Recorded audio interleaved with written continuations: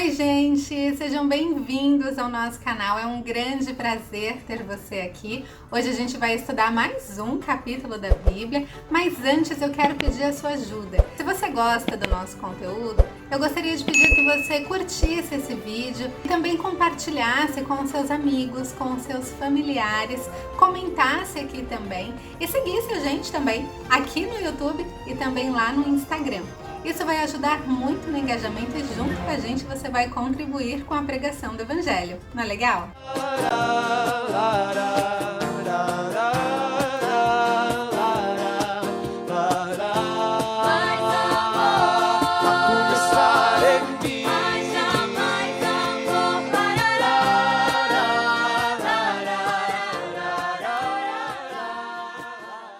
Hoje nós vamos estudar os capítulos 7 e 8 do livro de Êxodo, que é onde a Bíblia nos relata o início das pragas que Deus derramou sobre o Egito. Mas antes de entrar diretamente nos capítulos 7 e 8, é importante que a gente entenda o contexto que o povo estava vivendo naquele momento. Lá no capítulo 5, no verso 7, a gente percebe que o povo estava chateado com Moisés e com Arão, porque por causa deles, o faraó não estava mais fornecendo palha para que eles produzissem os tijolos.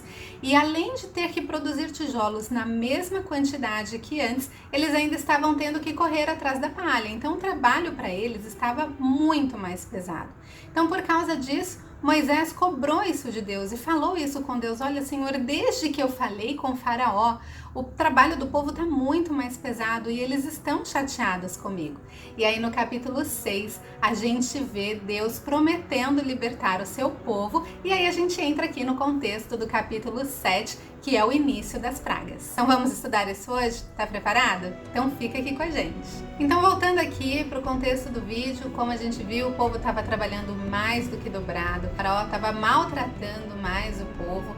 E é importante a gente entender que é isso que Satanás sempre faz com a gente. Sempre que Deus quer agir na nossa vida, sempre que a gente quer entregar a nossa vida para Deus, o desejo dele é nos destruir, nos desanimar. E ele já havia feito isso com o povo antes. Vocês lembram que ele fez isso quando pediu que matassem as crianças do sexo masculino quando Moisés nasceu?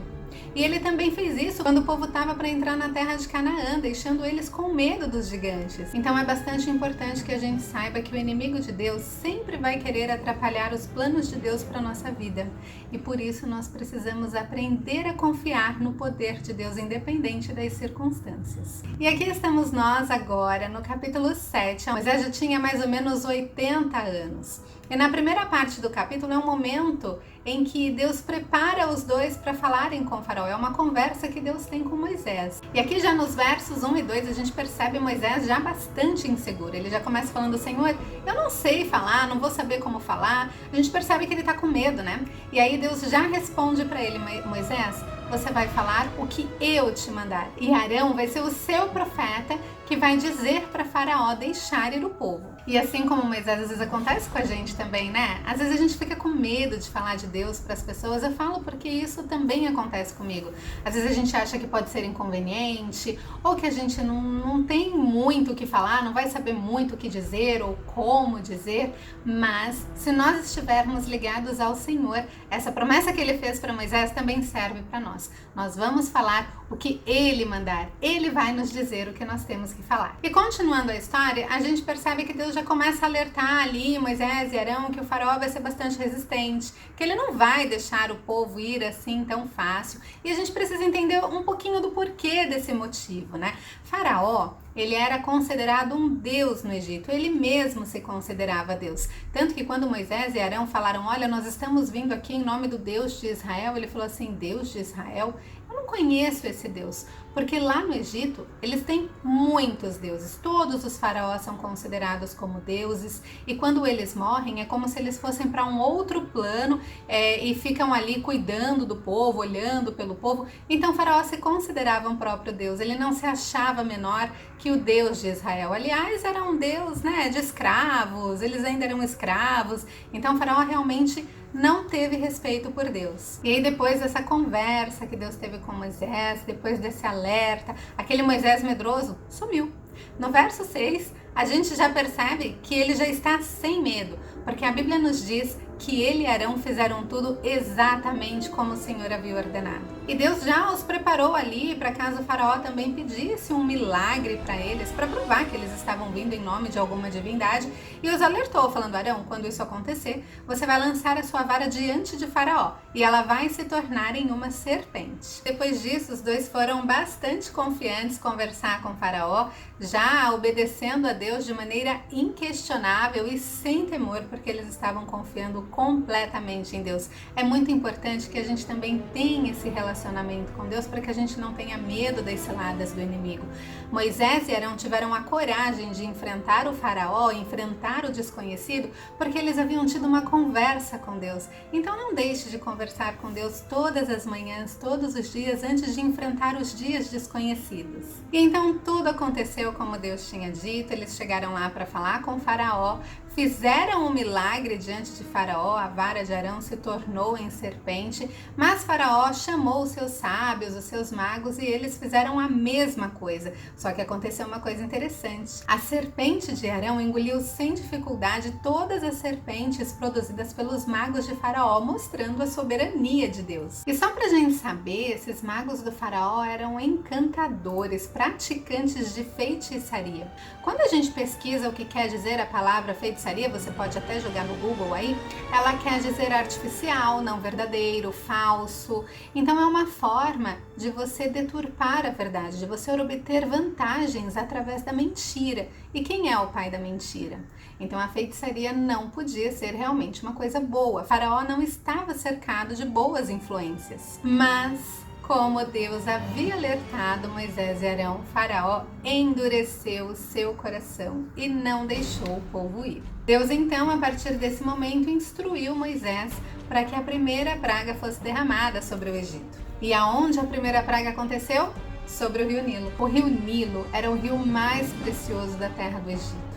Ele era um objeto de adoração pelos egípcios, porque tudo que vinha do Nilo era bom. Até as enchentes do rio eram uma coisa boa, porque depois que o rio enchia e voltava para o seu curso normal, as margens do rio ficavam muito férteis para plantio. E o Egito dependia muito do rio Nilo para sua sobrevivência, para sua economia, para o seu desenvolvimento. A poluição ali do rio Nilo foi um ataque direto à sociedade do Egito, também à sua religião e à sua economia. E esse primeiro sinal foi justamente sobre esse rio. O rio seria amaldiçoado e de adorado as pessoas passariam a ter nojo do rio Nilo, como a Bíblia fala, mostrando que sem as bênçãos de Deus, as coisas são somente coisas, elas perdem o seu valor. Então o faraó saiu ali cedinho para tomar o seu banho lá no rio Nilo. E aí Deus falou para Moisés: olha, quando isso acontecer, eu quero que você se coloque diante de Faraó e diga o que eu vou te falar. E eu quero ler com vocês os versos 16 e 17 do capítulo 7, que diz assim: assim diz o Senhor, nisto saberás que eu sou o Senhor. Eis que eu, com esta vara que tenho em minha mão, ferirei as águas que estão no rio e tornar-se-ão em sangue. E os peixes que estão no rio morrerão, e o rio cheirará mal, e os egípcios terão nojo de beber da água do rio. E foi exatamente o que aconteceu, e o rio ficou assim por 7 dias. Os egípcios, para sobreviverem, para beber água, eles precisaram cavar poços ali próximo ao rio, porque a água do rio realmente não dava para usar.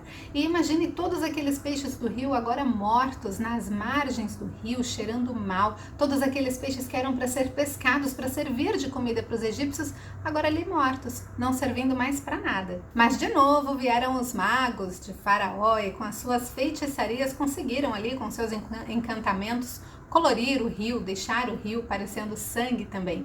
E por causa disso, Faraó novamente endureceu o seu coração, não deixando o povo sair do Egito para adorar ao Senhor. E assim o Egito ficou por 7 dias. Antes de continuar, eu queria trazer um ponto bem importante para a gente refletir aqui. Vocês perceberam que Moisés e Arão faziam alguma maravilha, depois vinham os magos de Faraó e com mentiras e encantamentos faziam a mesma coisa? É importante que a gente sempre tenha em mente que o inimigo de Deus, como eu já falei, sempre quer atrapalhar os planos de Deus.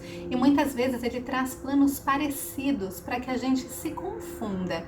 E para que a gente saiba qual é o plano de Deus e qual é o plano do inimigo, a gente precisa, assim como Moisés, ter essa conversa com Deus, estar sempre ligados a Deus para que a gente consiga discernir qual é de fato a vontade de Deus para a nossa vida, qual é de fato a porta que Deus abriu e não a que o inimigo abriu, porque muitas vezes ele pode fazer assim como ele fez ali para confundir o faraó, coisas parecidas, mas que por trás não passam de mentiras e encantamentos. Então a gente chega aqui no capítulo 8, onde Deus vai derramar a segunda praga, que são as rãs, e ele pede para que Moisés fale com o faraó e diga: olha, se você não deixar o meu povo sair, o seu território vai ter tanta rã, mas tanta rã, dos rios, de todos os canais que tem água, vão brotar muitas rãs, elas vão invadir as casas de vocês, vão estar nos dormitórios, nos banheiros, na cozinha, no fogão, na assadeira. Imagine você abrindo sua casa e tudo tem rã. Você vai tomar banho e tem uma rã no banheiro. Eu tenho muito medo de rã, eu não iria suportar viver assim. E com certeza ficou insuportável para eles também. Mas como o faraó continuou com o coração endurecido, foi exatamente o que aconteceu. E aí começaram ali a brotar muitas e muitas rãs. Só que aí vieram os magos de faraó e o que eles fizeram? A mesma coisa. Então isso fez com que o faraó continuasse com o seu coração endurecido. Só que aquela situação incomodou tanto que faraó procurou Moisés e Arão e falou assim: tá bom, chega. Pede para o Deus de vocês tirar essas rãs daqui e eu vou deixar vocês irem adorar ao Senhor de vocês.